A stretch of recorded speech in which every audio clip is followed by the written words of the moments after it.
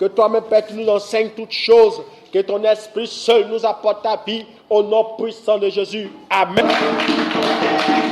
Amen. Prenons notre Bible. 2 Chroniques 20. Verset 1er au verset 3. Après ça, on va lire encore 1 Samuel après ça. Donc après ça, on va passer à 1 Samuel. 2 Chroniques 20. Ouais, verset 1er à verset 3. Donc, après ça, on va prendre 1 Samuel. Il faut noter ici qu'il y a un bic. 1 Samuel 7. 1 Samuel 7.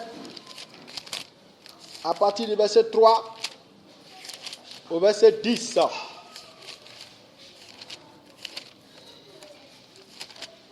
Et puis après, on va lire Matthieu 17. 1 Samuel 7, verset 3 à 10. Et puis après ça, on va lire Matthieu 17. À partir du verset 14 à 21. Donc, je vais commencer la lecture. Je vais commencer avec 2 Chroniques 20. À partir du verset 1er au verset 3. Donc, Matthieu 17, verset 14 à 21.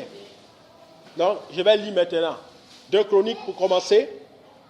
Après cela, les fils de Moab et les fils d'Ammon, et avec eux, des Maonites, marchaient contre Josaphat pour lui faire la guerre. On vint en informer Josaphat en disant: une multitude nombreuse s'avance contre toi depuis l'autre côté de la mer, depuis la Syrie, et ils sont à Atsapson, Tabar, qui est En-Gedi. Dans sa frayeur, Josaphat se disposa à chercher l'Éternel et il publia un jeûne pour tout Juda. Amen. Je vais aller maintenant au verset 7. 1 Samuel 7, à partir du verset 3 à 10. Samuel dit à toute la maison d'Israël: si c'est de tout votre cœur que vous revenez à l'Éternel, ôtez du milieu de vous les dieux étrangers et les astatés. Dirigez votre cœur vers l'Éternel et servez-le lui seul. Il vous délivrera de la main des Philistins. Et les enfants d'Israël ôtèrent du milieu de les Baals et les astatés. Ils servirent l'Éternel seul. Samuel dit: assemblez-vous tous Israël à Mithpa, et je prierai l'Éternel pour vous. Et ils s'assemblaient à Mithpa. Ils puisaient de l'eau. Il a répandu devant l'Éternel. Ils jeûnèrent ce jour-là en disant: nous avons péché contre l'Éternel. Samuel jugea les enfants d'Israël à Mithpa. Les Philistins apprirent que les enfants d'Israël s'étaient assemblés à Mithpa. Et les princes des Philistins montaient contre Israël. À cette nouvelle, les enfants d'Israël eurent peur des Philistins. Et il dit à Samuel: ne cesse point de prier pour nous à l'Éternel notre Dieu, afin qu'il nous sauve de la main des Philistins. Samuel prit un agneau de lait et l'offrit tout entier en holocauste à l'Éternel. Il cria à l'Éternel pour Israël et l'Éternel l'exauça. Pendant que Samuel offrait l'holocauste, les Philistins s'approchèrent pour attaquer Israël. L'Éternel fit retentir en ce jour son tonnerre sur les Philistins et les mit en déroute. Il fut battu devant Israël. Amen. Je vais m'arrêter là. Le reste de la lecture en Matthieu, on va lire ça à la maison. Amen. Voilà. Le thème de ce sermon que je vais partager en quelques minutes, c'est le jeûne et les démons. Amen. Le jeûne et les démons. Certainement, quand on a lu, peut-être qu'on n'a rien compris dans la lecture. Mais le thème que je vais donner à cette lecture, c'est le jeûne et les démons. Donc je demande à ce que tu sois disposé pour comprendre le message qui sera annoncé. Amen. Voilà.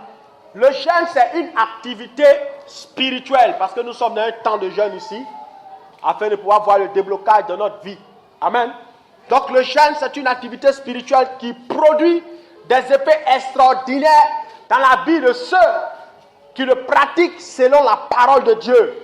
Donc pour dire en d'autres termes, que lorsque tu jeûnes, si tu ne jeûnes pas selon la parole de Dieu, il ne se produira rien d'extraordinaire. Alléluia. Donc, le jeûne, c'est le fait de se priver de nourriture. C'est un moment où tu décides d'arrêter de manger pour pouvoir prier. Alléluia. Le jeûne, ce n'est pas seulement d'arrêter de manger, mais c'est de prier pendant que tu arrêtes de manger. Il y a des gens, pendant qu'ils arrêtent de manger, ne prient pas. Ça, ce n'est pas un jeûne. Ça, c'est la grève de faim. Quand tu jeûnes, que tu ne pries pas, c'est la grève de faim. Parce que Dieu n'exauce pas ton estomac qui est vide. Dieu n'exauce pas le fait que tu maigris. Dieu n'exauce pas le fait que tu as minci. Dieu n'exauce pas le fait que tu as faim. Dieu exauce ta prière au nom de Jésus. Donc lorsque tu jeûnes, tu dois recourir à la prière pour que Dieu puisse intervenir en ta faveur. On jeûne pour une situation de la vie. On jeûne pour un problème. On jeûne pour plusieurs aspects de nos vies. Alléluia. Il y a toujours un besoin dans notre vie qui a besoin d'un jeûne. Celui qui jeûne n'est pas forcément un prieur, mais celui qui prie est un jeûneur. Oui.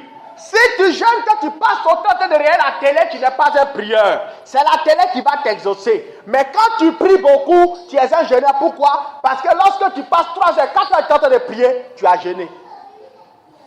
Celui qui est en train de jeûner et qui ne regarde pas la présence de Dieu, mais qui regarde la télé, il est en train de consommer la télé et les péchés. Mais celui qui prie, il consomme la présence de Dieu. C'est pourquoi la présence de Dieu va lui donner les ossements. C'est pourquoi lorsque tu jeûnes, arrange-toi pour te démarquer devant Dieu. C'est un temps où tu dois marquer le cœur de Dieu. Un temps où tu dois prouver à Dieu que tu es là, que tu veux le changement. Alléluia. Quand tu veux quelque chose, tu dois te battre pour l'avoir. Et le jeûne est un moyen pour pouvoir obtenir quelque chose de la part de Dieu. Alléluia. Mais Dieu ne t'exauce pas parce que tu jeûnes. Dieu t'exauce à cause de Jésus. Ce n'est pas parce que tu as jeûné 40 jours que Dieu va t'exaucer. Dieu t'exauce à cause de Jésus. Amen. C'est pourquoi, lorsque Jésus est à la croix, il est quoi? Il est crucifié. Dieu exauce le crucifié. Dieu n'exauce pas ton jeûne. Dieu exauce Jésus en toi. Amen. Donc tu dois jeûner. Mais pendant que tu jeûnes, tu dois concentrer ta prière sur Jésus. Pourquoi? Parce que Jésus est la signature qui ouvre le ciel. Tu dois apprendre à jeûner au nom de Jésus. Tu dois apprendre à prier au nom de Jésus. C'est le nom de Jésus qui ouvre les portes du ciel dans ta vie. C'est pourquoi pendant que tu jeûnes, concentre-toi sur la croix de Jésus. Tu dois te comporter comme le crucifié. Le crucifié, quand il est à la croix, il dit: Seigneur, je remets mon esprit en tes mains. Donc le jeûne, c'est un temps où tu dois remettre tes fardeaux au pied de Dieu. Tu dois parler à Dieu. Seigneur, j'ai besoin de ceci. Voici ma situation. Viens me changer. Alléluia. C'est un temps où tu parles à Dieu. Mais le crucifié, lorsqu'il est à la croix, qu'est-ce qu'il fait? Il dit: Seigneur, pardonne-leur aussi leurs péchés, car ils ne savent pas ce qu'ils font. Donc celui qui jeûne doit savoir pardonner aux autres. Si tu ne pardonnes pas, tu ne peux pas être exaucé. Parce que ton papa demande à ce que tu pardonnes, afin que lui aussi puisse te pardonner. Donc tu dois te comporter comme Jésus. Car c'est celui qui est crucifié, qui meurt, qui ressuscite. Si tu n'acceptes pas de mourir pendant ton jeûne, tu ne verras pas la résurrection. Tu dois accepter de mourir pendant que tu jeûnes. Mourir, c'est le fait de te dépouiller de la méchanceté. Alléluia. Il y a des gens, pendant qu'ils jeûnent, sont mauvais. Pendant qu'ils jeûnent, sont méchants. Ils ne partagent pas leur pain. Ils ne savent pas faire le bien. Ils parlent mal aux gens. Ils regardent la télé. Ils regardent les pornos. Ils critiquent. Alléluia. Tu ne peux pas être exaucé. Ce qui t'exauce, c'est Jésus, sur qui tu es concentré. Tu dois te concentrer pour voir le changement dans ta vie. Celui qui est connecté à Dieu finit par voir Dieu agir dans sa vie. C'est pourquoi tu dois prendre les moments de jeûne à cœur. Tu ne dois pas jeûner n'importe comment. Tu ne dois pas prier n'importe comment. Pendant que tu jeûnes, tu te promènes. Pendant que tu jeûnes, tu te balades. Pendant que tu jeûnes, tu critiques. Pendant que tu jeûnes, tu bavardes. Oui, Jésus à la croix ne bavarde pas. Quand il est crucifié, il ne bavarde pas. Il regarde les gens, il souffre, il pense à son agonie. Il est en train de penser à sa résurrection. Comment il va faire pour ressusciter? Alléluia. Donc pendant que tu jeûnes, tu dois te concentrer sur ta résurrection. Tu dois te concentrer sur ton exaucement. Tu dois chercher l'exaucement pendant que tu jeûnes. Tu ne dois pas te promener. Tu n'as pas le même problème que tout le monde. Alléluia. Voilà. À cause de ton problème, tu dois avoir une bonne attitude devant Dieu pour que Dieu puisse t'exaucer. Lorsque tu veux jeûner, tu dois te dépouiller de mauvaises choses. C'est pourquoi on a lu 1 Samuel 7 là, verset 3. On dit: Samuel dit: si c'est de tout votre cœur que vous révélez à l'Éternel, ôtez du milieu de vous les dieux étrangers et les astatés. Dirigez vos cœurs vers l'Éternel et servez-le lui seul. Il vous délivrera de la main d'un Philistin. Il y a des gens, lorsqu'ils jeûnent, ils ne jeûnent pas tout leur cœur. Lorsqu'ils jeûnent, leur cœur n'est pas concentré sur Jésus. Lorsqu'ils jeûnent, ils ne sont pas attachés vraiment à Dieu. Pendant qu'ils jeûnent, ils prient au nom de Jésus. En même temps, ils sont en train de prier leur coutume. Pendant qu'ils jeûnent, ils sont pas attachés aux œuvres de la famille. Pendant qu'ils jeûnent, ils continuent à se prosterner devant des statues. Alléluia. Pendant qu'ils jeûnent, ils ne sont pas des féticheurs. Alléluia. Un tel jeûne ne peut pas être exaucé devant Dieu. Quand tu jeûnes, tu dois te concentrer sur Jésus. Tu ne dois pas te concentrer en même temps sur Jésus, en même temps sur la gloire de Marie. Il y a des gens, pendant qu'ils jeûnent, ils prient en même temps Marie. Ça ne marche pas. Même si tu reçois les exaucements, ça ne vient pas de Jésus. La Bible déclare qu'il a reçu le nom qui est au-dessus de tout nom. C'est pourquoi en son nom, nous avons le salut. Si tu ne trouves pas ton salut en Jésus, tu ne trouves pas ta paix en Jésus, tu ne trouves pas ta liberté en Jésus, tu ne la trouveras nulle part ailleurs. Alléluia. Donc quand tu jeûnes, sois concentré et crois que Jésus peut t'exaucer. Pourquoi? Parce que ce n'est pas toi que Dieu exauce, c'est Jésus qui l'exauce. Parce que Jésus a déjà reçu le nom qui est au-dessus de tout nom. C'est pourquoi tu seras validé. Donc, sois concentré et crois dans ton esprit que tu as déjà reçu. C'est pourquoi tu verras l'exaucement. Amen. Donc, quand tu jeûnes, reste concentré. Ne t'embrouille pas. Alléluia. Donc, je veux dire quoi par là? Celui qui jeûne doit être quelqu'un qui est converti.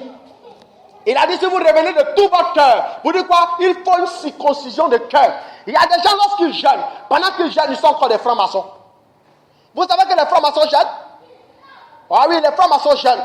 Les hommes mystiques jeûnent. Les démoniaques, les jeûnent. Les rosicruciens jeûnent.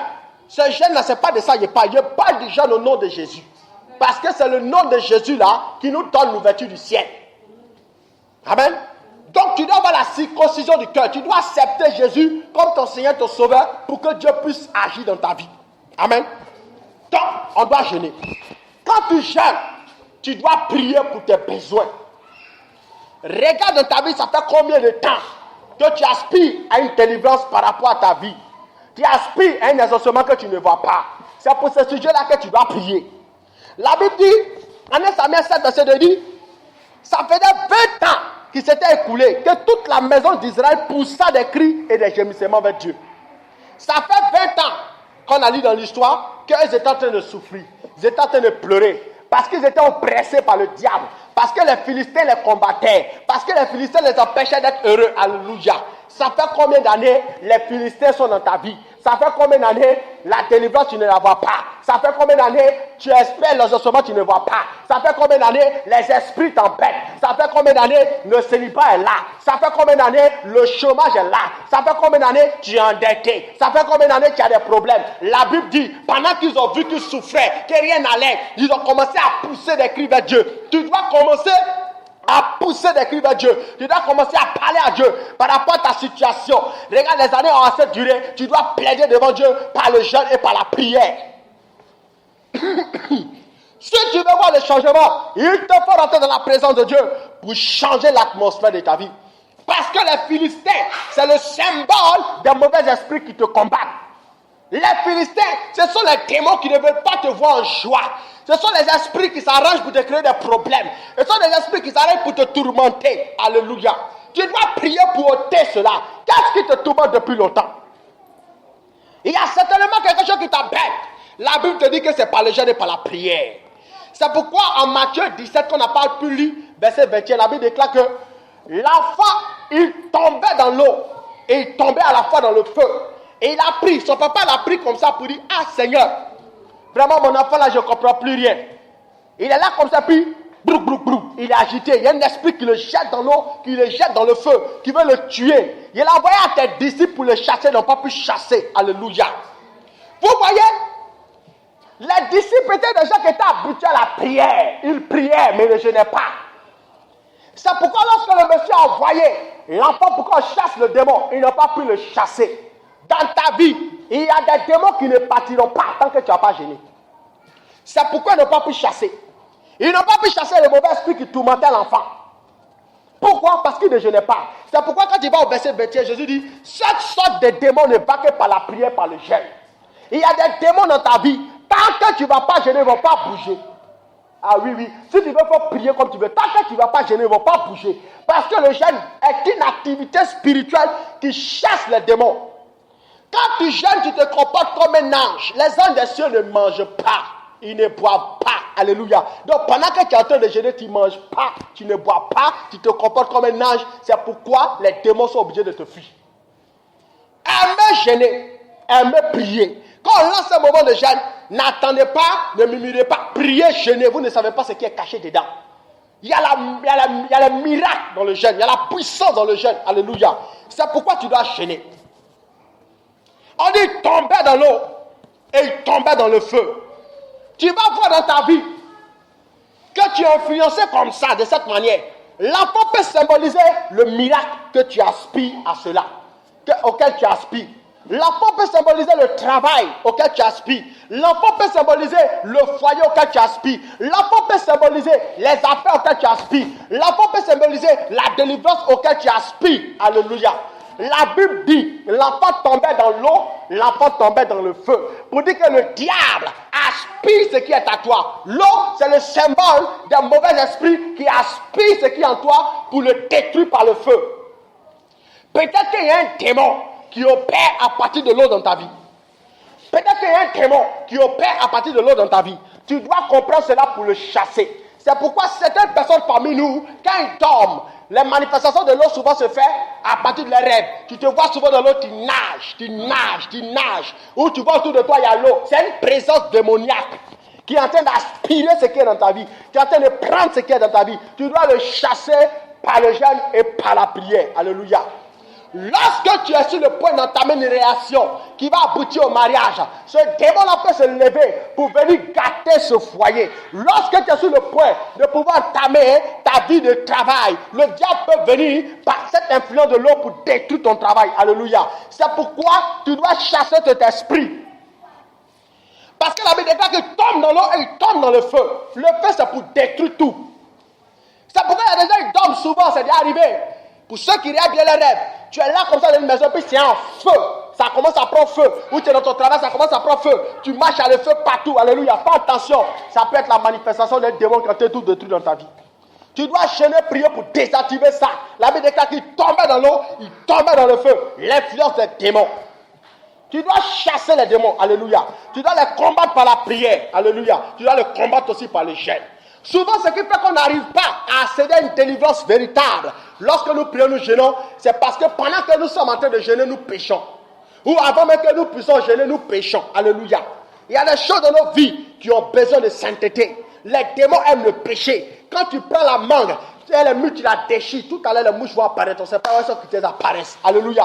Donc, quand le péché est dans ta vie, le démon continue à résister. Tu vas jeûner, prier, il ne va pas partir. Satan n'a pas peur de jeûne. Satan a peur de celui qui marche sur la parole. Lorsque Jésus était en plein jeûne, la Bible déclare que Satan apparaît et puis le transporte. Alléluia. C'est en jeûne, il fait ça. Mais qu'est-ce qu'il a vécu? C'est la parole, l'amour, la sainteté. C'est pourquoi celui qui jeûne ne doit pas penser que c'est son jeûne qui les ose, mais c'est sa sainteté en Christ. Tu dois chercher la sainteté pour être plus puissant devant Satan. Il a transporté Jésus. Satan l'a transporté. On dit transporter Jésus. C'est pourquoi il y a des gens, pendant qu'ils sont très gênés, ils vont remarquer que c'est là qu'ils sont beaucoup attaqués. Pour ceux qui gênent souvent, fréquemment. Pendant que tu commences à gêner beaucoup, le diable te combat beaucoup. Pourquoi? Il ne veut pas que tu donnes ta gloire. Il veut t'intimider. Maintenant, pour celui qui a fait, va dire, depuis que moi, mes jeunes ne comprennent pas, c'est là que je suis attaqué. Hein? Pour quelqu'un qui n'est pas très mature, il va dire, c'est maintenant que je suis attaqué, il va vouloir abandonner. Donc, pendant que tu gênes, tu dois t'attendre aux attaques de Satan. Quand tu es en train de te battre contre quelqu'un, là, il te donne coup de poing, tu lui donnes coup de poing. Si tes coups sont plus forts, il tombe. Amen. Donc, quand tu es en train de gêner, tu reçois la force nécessaire pour battre le diable. Mais le diable ne va pas se laisser faire. Il va t'apparaître par les sirènes des eaux. Il va t'apparaître par les esprits de mort. Il va t'apparaître par les attaques mystiques. Tu dois bombarder toutes ces choses par le jeûne et par la prière. La Bible dit que l'enfant tombait dans l'eau, il tombait dans le feu. Peut-être qu'il y a une partie de ta vie qui est capturée par le diable au travers de l'eau. Tu dois prier pour désactiver ça. L'eau, c'est le symbole du monde. Alléluia. Et quand tu prends la syllabe 2, que tu la positionnes devant le mot monde, ça fait démon. Donc tu dois combattre les démons. Les démons, on les chasse par la prière et par le jeûne. On les combat au nom de Jésus. Alléluia. Tu dois combattre. Alléluia. Tu dois prier. Il y avait une femme, un témoignage. Cette femme-là, elle avait constaté dans sa vie qu'elle avait un esprit des eaux. Un mari de nuit qui venait sortir elle toutes les nuits. Mais elle n'a jamais dit ça à son mari. Son mari n'était pas quelqu'un de très spirituel. Et son pasteur lui a dit, il faut venir, on va chercher à chasser le démon. Là. Elle a honte. Elle est consciente de ça. L'homme de Dieu, là, Dieu a ouvert ses yeux, il a vu. Elle n'a pas considéré. Et le monsieur, pendant qu'il dorme la nuit, souvent il se retrouve par terre. Souvent il se réveille, son corps est blessé, comme s'il s'est battu la nuit. Les esprits là venaient le tourmenter. Amen. Les esprits le fatiguaient. Et elle ne parlait pas. Elle ne cherchait pas sa délivrance. Parce que spirituellement, elle était mariée à un démon.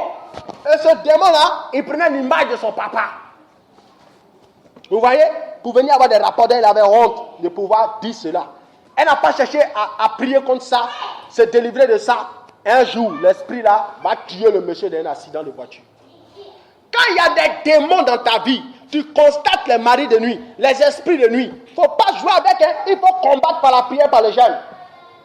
Oui, il faut combattre par la prière, par le jeûne. Sinon, ils vont tout gâter dans ta vie. Oui, ils vont tout gâter. Tu dois les combattre. Si tu ne les combats pas, tu vas perdre. Tu vas perdre gros. Tu peux avoir été en train de te battre pour rentrer dans ton mariage. Et tu peux être même rentrer dans ton mariage. Et puis tu peux vivre même la manifestation des esprits de nuit. Tu peux voir les sirènes des eaux venir. Des maris de nuit venir. Malgré que tu es marié. C'est pour détruire le foyer. C'est pour semer les problèmes. C'est pour semer les difficultés. Alléluia. Donc tu dois prier contre ça. C'est pourquoi on a lu l'histoire de Josaphat en 2 Chroniques. La Bible déclare qu'il était devenu quoi? Roi. Quelqu'un qui est devenu roi, c'est quelqu'un qui est rentré dans son règne. Il est rentré dans son temps de grâce et de gloire. Amen. Donc tu peux être en train de rentrer dans ton règne de gloire. Ou comme tu peux être rentré dans ton mariage. Ou tu peux être rentré même dans ton travail. Ce n'est pas une raison pour dire que je ne gêne pas, je ne prie pas. Oui.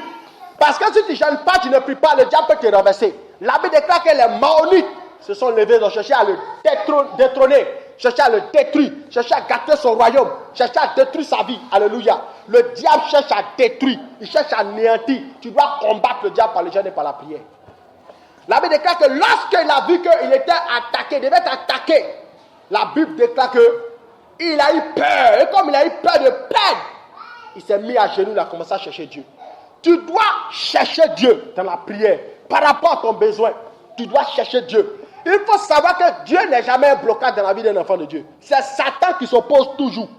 Le diable s'oppose toujours. Les démons s'opposent toujours. Alléluia. Tu dois les combattre. Tu dois les combattre. Amen. Tu peux être quelqu'un qui vit dans la sainteté. Tu peux être quelqu'un qui fuit le péché sexuel. Tu n'es pas dedans. Toi, tu t'arranges pour vivre une bonne vie. Mais malgré cela, tu peux t'influencer spirituellement. Vous savez ça? Oui. Tu peux marcher dans la sainteté. Tu viens de te convertir. Tu dis, moi, je suis plus dans le péché sexuel. Tout ça. Mais les démons et les sirènes des hommes peuvent venir coucher toi la nuit. Tu sais pourquoi? Souvent, ça appuie sur ta source. Avant que tu te convertisses, tu n'as pas fait des choses avant? Si. Tu as eu des rapports sexuels avant de te convertir. Il s'appuie sur cette base-là. Quand tu lis 1 Corinthiens 6, verset 16, on dit, ne savez-vous pas que celui qui s'attache à la prostituée est un seul corps avec elle? Quand il a dit, les deux deviendront une seule chair. Il relit le verset encore, dit, ne savez-vous pas que celui qui s'attache à la prostituée est un seul corps avec elle? Quand il a dit, les deux deviendront une seule chair. Quand tu as eu des rapports sexuels dans le passé, là, la Bible déclare que tu es devenu une seule chair avec la personne avec qui tu as eu les rapports sexuels. Donc, combien d'hommes avec qui tu es sorti? Combien de femmes avec qui tu es sorti? Toutes les fois que tu as eu un rapport sexuel hors mariage, il y a eu mariage spirituel. Parce que dans les rapports sexuels, tu transfères ta vie, la personne te transfère sa vie. Tu transfères ton sang et te transfère son sang. Alors là où il y a le sang, il y a les esprits. Donc, si la personne avait un démon, lui, il te donne le démon. Parce que le sexe, c'est une porte d'ouverture dans le monde spirituel. Donc le diable peut venir t'attaquer, bien que tu sois converti, il va s'appuyer sur ton passé. C'est pourquoi il y a des gens dans la nuit, quand ils dorment, ils voient qu'ils sont en train d'avoir un rapport social avec les ex. Qu'ils ont quitté, ça fait 5 ans. Qu'ils ont quitté, ça fait 3 ans. Tu te vois en train de lever la personne, c'est le symbole qu'il y a un esprit qui est encore là. Tu dois le chasser. Vous comprenez? On n'a pas pris ces choses à la légère. Tu dois combattre ces esprits-là. Parce que quand tu sors, par exemple, avec ton ex en rêve, Si ça faisait 5 ans, 4 ans, le diable est en train de te transporter dans le passé pour dire quoi? Tu dois être un esprit de retard et d'échec. Donc, toutes les fois que tu es sorti avec quelqu'un, qu'est-ce que la personne était spirituellement? Peut-être que c'est quelqu'un qu'on avait maudit. On l'a maudit, était pauvre, misérable, avoir des problèmes. Donc, quand tu sors, lui, tu transfères tout ce qui est démoniaque en lui. Donc, ce sont des choses qui doivent être traitées spirituellement. Tu dois prier contre ça. Tu dois combattre. Amen. Dans ma vie, c'est m'est arrivé que je m'étais converti. J'avais constaté dans mes rêves qu'il y avait une jeune soeur, quand il était sorti, il y a beaucoup de femmes. Et il y avait une jeune soeur, quand je dors, fréquemment, elle apparaît dans mes rêves, elle couche chez moi, alléluia. Malgré tout ce qu'elle fait, il n'arrive pas. Je prie, il n'arrive pas. Je prie, ça n'arrive pas. C'est un long moment de jeûne que j'ai pris. J'ai commencé à prier comme ça, j'en avais marre. Quelle histoire de rapports sexuels en rêve. Parce que quand tu sors quelqu'un dans tes rêves, dans le monde spirituel, tu perds ta gloire, tu perds ta grâce, tu perds ta faveur, tu perds même tes années de vie. Il vient voler ce qui est en toi. Il vient voler ton argent, il vient voler ton trésor, il vient voler ton enfantement. Il voit tout ce qui est en toi que tu dois vivre sur terre. Amen. Il prend ça dans tes rêves. Quand tu lis Proverbe par exemple 5, verset 9 à 10, et puis Proverbe 31, verset 3, dit, ne livre pas ta vigueur aux femmes, de peur que tu ne livres tes années à un homme cruel, de peur que des étrangers ne se rassadient de ton bien et du produit de ton travail dans la maison d'autrui. Tu vois, tu n'as pas rapport sexuel physique et puis le diable il vient en rêve comme un voleur, il rentre fier. Quand il sort toi, il prend les années de ta vie, il prend tes biens physiques, il prend tout ce que tu dois vivre physiquement, il prend. Ton enfantement, il prend. Alléluia. Quand tu remarques dans ta vie qu'il y a ce genre d'esprit, il faut prier, il faut jeûner. Ça peut être un blocage à ton mariage. Ça peut être un blocage à ton élévation. Ça peut être un blocage à ton succès. La promesse de Dieu peut être relâchée dans ta vie. Mais quand tu constates ce genre d'esprit, ça empêche tout. Parce que la Bible déclare que tomber dans l'eau est dans le feu. Ah, le feu, c'est le symbole de la mort. Vous comprenez? Le feu, c'est le symbole de la mort. Ah, si le diable vient dans ta vie, il vient pour semer la mort. Qu'est-ce que tu as produit de bon? Tu ne pourras pas produire la richesse. Tu ne pourras pas produire la bénédiction. Tu vas faire l'effort même de travailler, tu vas avoir des problèmes. Alléluia. C'est comme ça, il y avait un monsieur. Le monsieur a travaillé pendant des années quelque part dans une entreprise.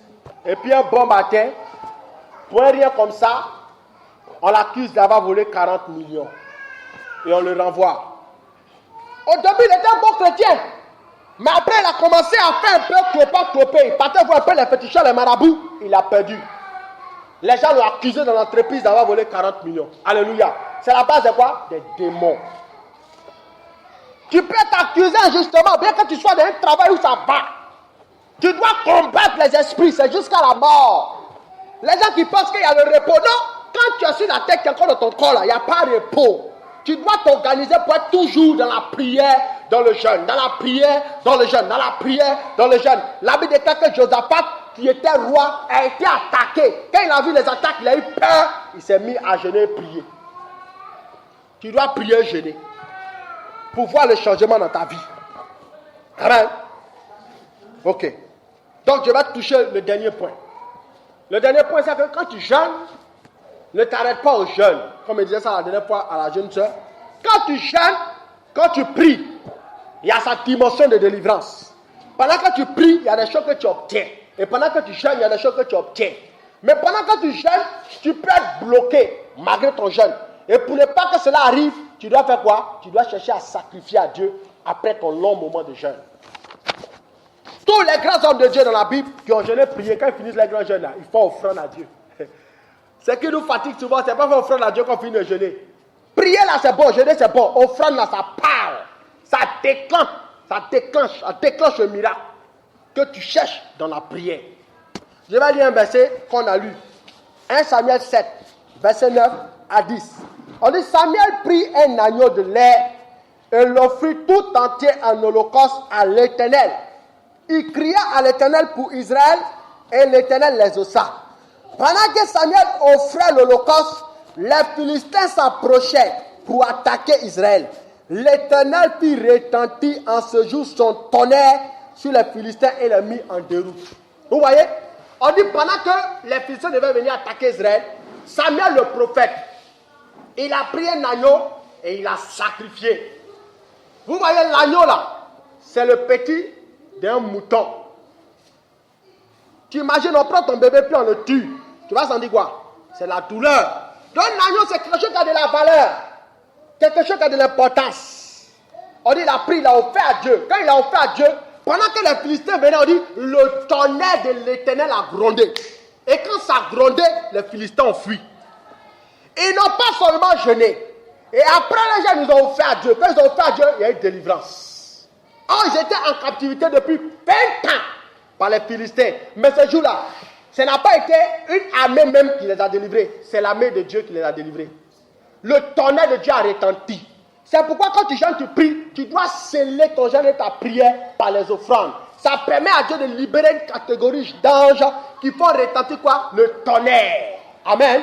Et Dieu va permettre alors que ta prière, lorsque tu dis le feu, c'est le tonnerre qui sort. Brouaille. Alléluia. Lorsque tu entends le tonnerre, qu'est-ce que tu fais? La première chose que tu fais, c'est de cacher ta tête. Donc pendant que le tonnerre retentit dans le monde spirituel, tous tes adversaires sont obligés de fuir. Ce qui déclenche le tonnerre, ce n'est pas ton jeûne seulement, c'est ton offrande. Ah oui, c'est ton offrande. Tu dois savoir sceller. Père, je suis en train de prier pour la délivrance. Regarde, depuis des années, ce qui m'arrive. Tout est compliqué. Je ne comprends pas. Je chasse le démon, il ne va pas. Je suis endetté. J'ai des problèmes. Scelle ton jeûne et ta prière par l'offrande. C'est biblique, c'est la parole. Ce n'est pas l'homme de Dieu, c'est la parole de Dieu. Alléluia. Quand tu marches selon la parole, les miracles arrivent. Je vais lire un témoignage que j'ai eu par le passé moi-même. Dans mon passé, quand je me suis converti au départ, moi j'étais beaucoup acculé par les démons. Donc une année, je suis allé jeûner et prier. Et j'ai jeûné pendant 53 jours. Pendant les 53 jours, bien que je jeûnais, j'étais visité par l'esprit des femmes de nuit.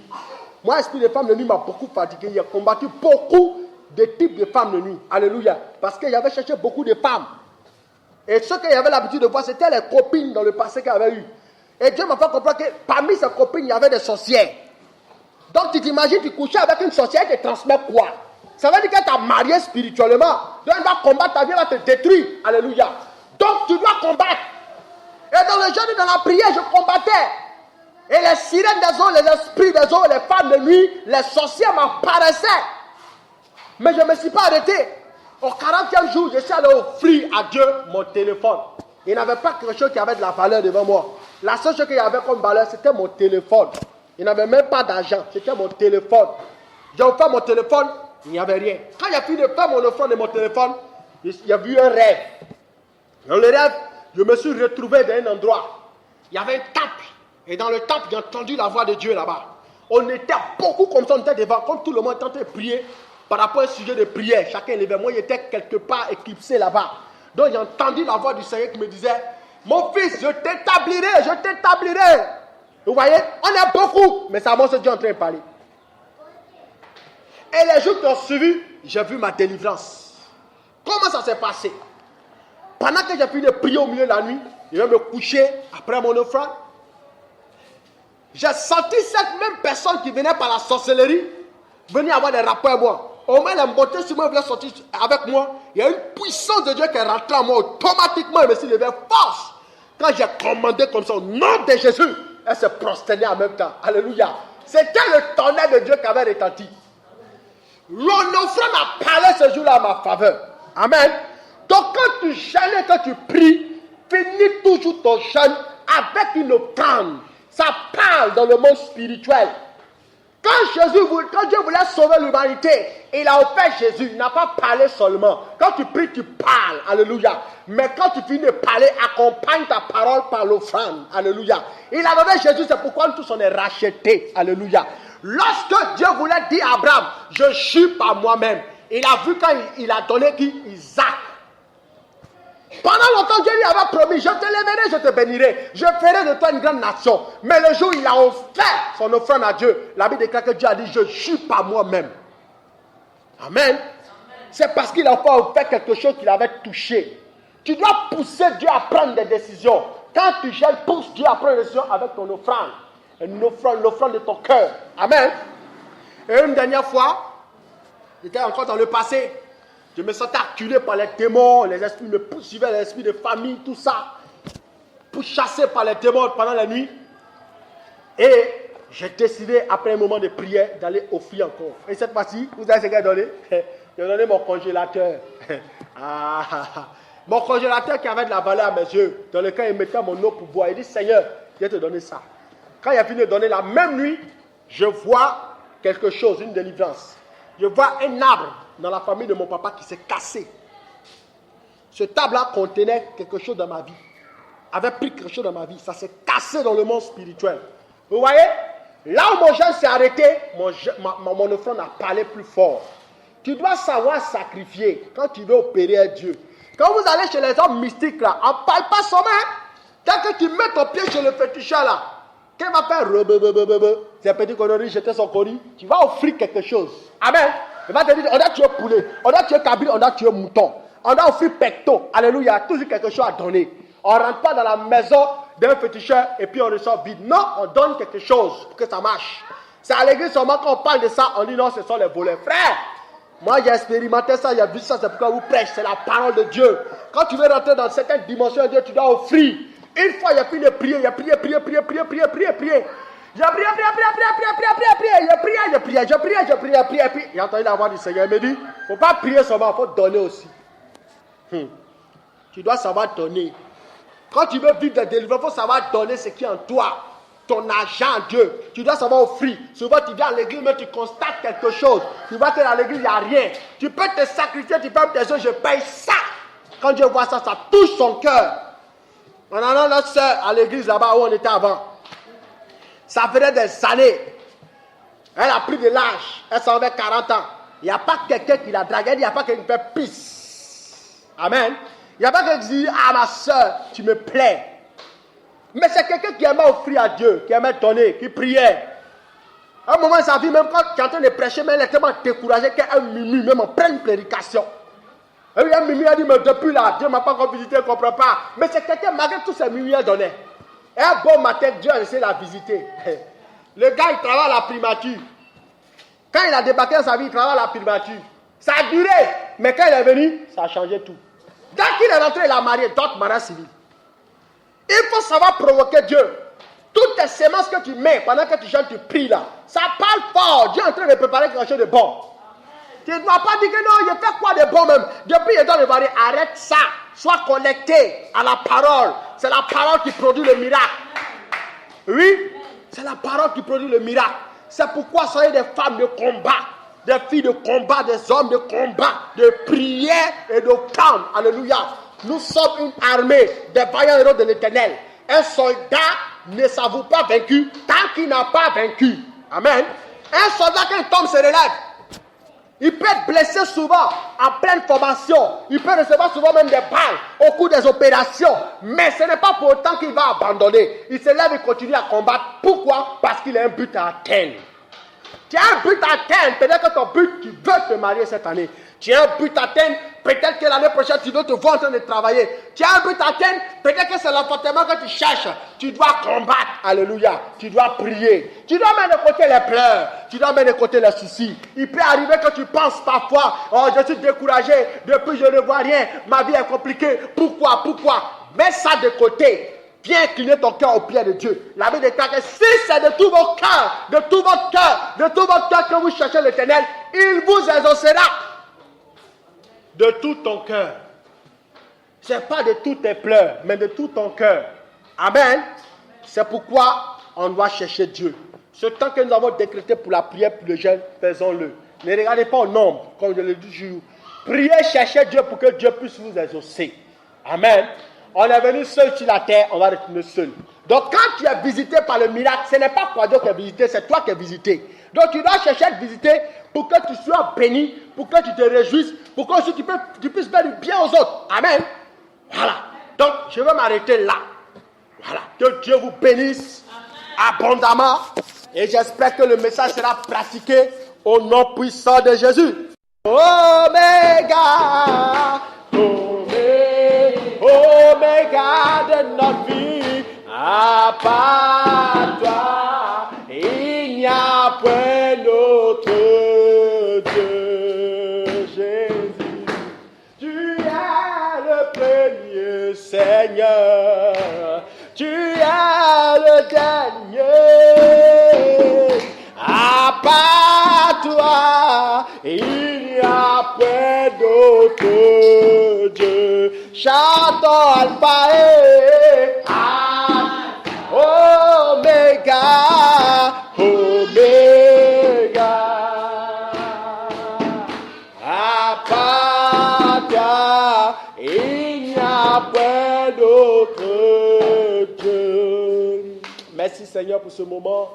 Que la gloire seule te soit rendue.